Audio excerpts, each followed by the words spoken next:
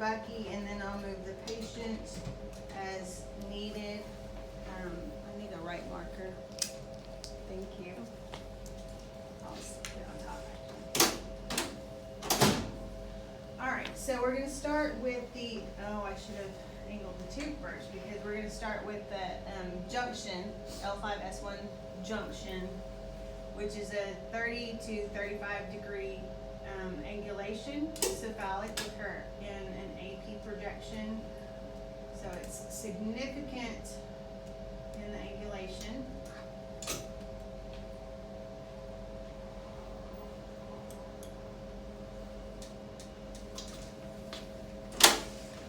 So I need realignment of my tube and Bucky. That is still not enough. Oops. 30 degrees.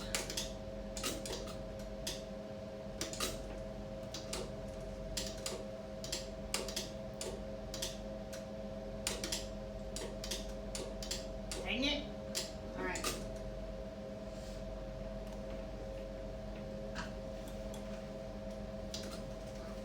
All right, I'm not seeing the. Oh, it's still way back there. Way over here. There it is. Okay. I don't know where to go.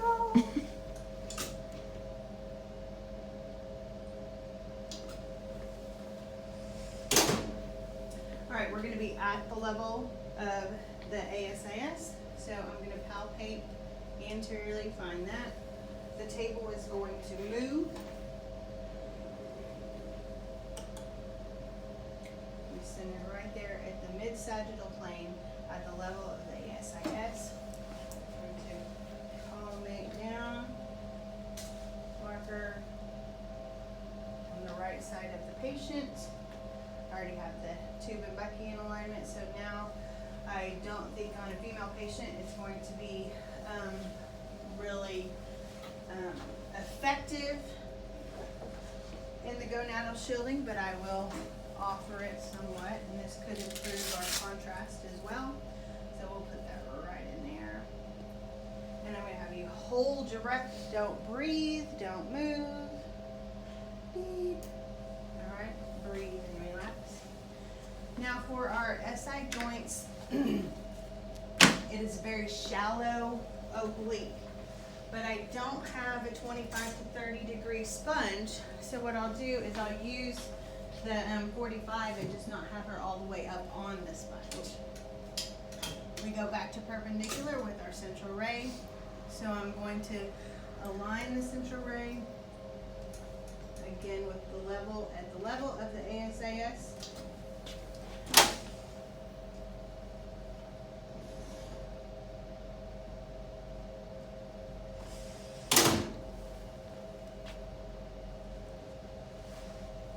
Now, the side of interest is going to be the one up. So I'm going to have you bend this knee and reach with that arm across over to the shoulder and roll up towards me just a little bit. Put this in. We're going to have her roll back. Again, not the full 45 degrees. ASIS, again, making sure that we're right there. Table's going to move. And we're going to be 1 inch medial to the elevated ASIS. So the ASIS is right there, 1 inch medial.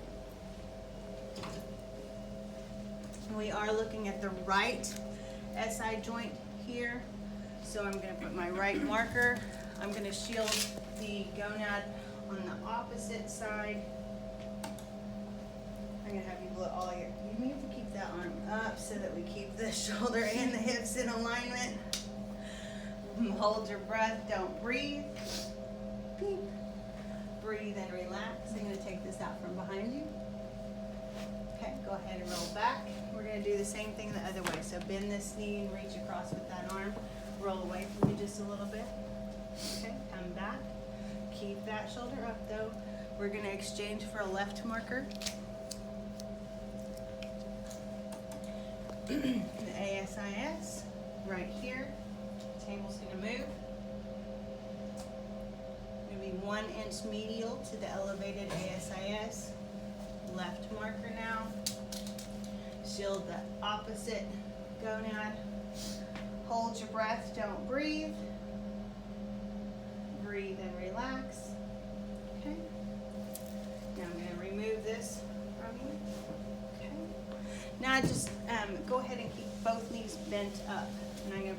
sponge up underneath your knees if it'll make it more comfortable. So, how's that? That's good. Is that all right? Okay. So now we're going to do the apiaxial sacrum. So we are going to be at a 15-degree cephalic angulation, centered 2 inches superior to the pubic symphysis, which I am not going to palpate, but I'm going to find those ASIS again. They're going to be about 2 inches inferior because it's about midway between the pubic symphysis and the ASIS. Do need to be along the mid-sagittal plane, so the table is going to move just a little bit.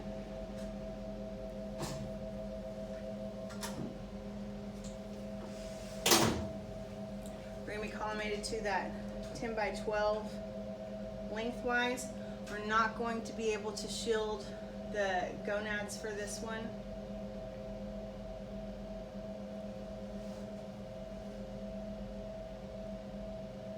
Alright, that's my 10 by 12 field of view.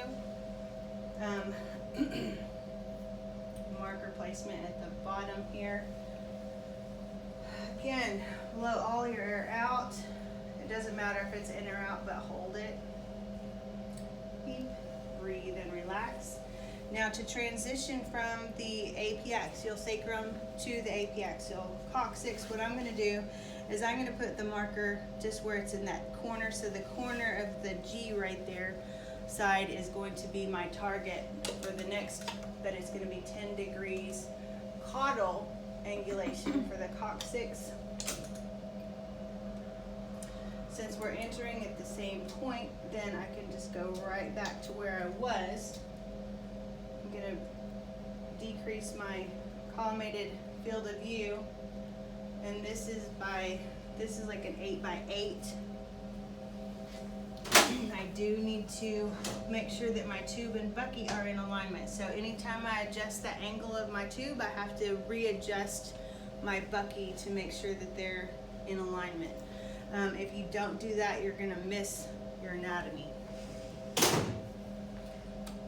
Okay, small field of view, centered 2 inches superior to the pubic symphysis along the mid-sagittal plane.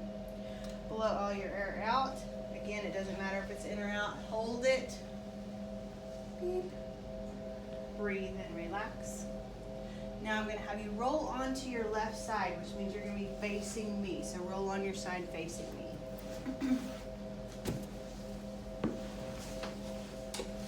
Perpendicular central ring. I'm going to find the level of the ASIS.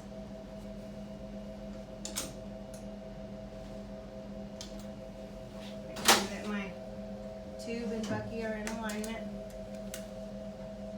That's cute, huh? Alright, I'm going to have you truly lateral, just like that. I'm going to reach over and get my lead glove behind pocket. I'm also going to move your shoulders back so that we're in alignment straight up and down this way. And I'm going to move your hips forward just a little bit. Good. Just like that. True lateral ASIS. So I moved it around a little bit. I'll reposition by using the table. ASIS right here. I'm going to go for the sacrum 3.5 inches posterior to the ASIS, which is going to be here, collimated back out to my 10 by 12 field of view.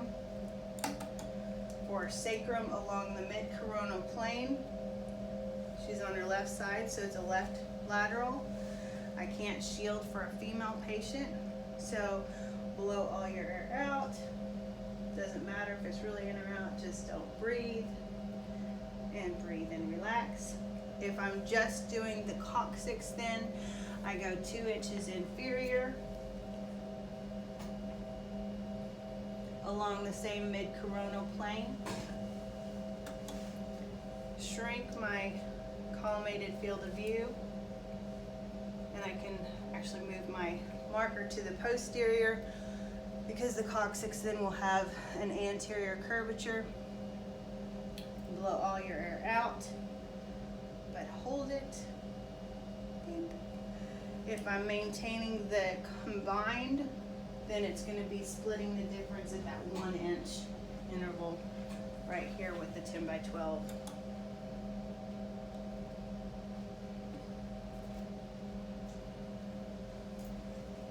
And hold your breath. Don't breathe. Beep.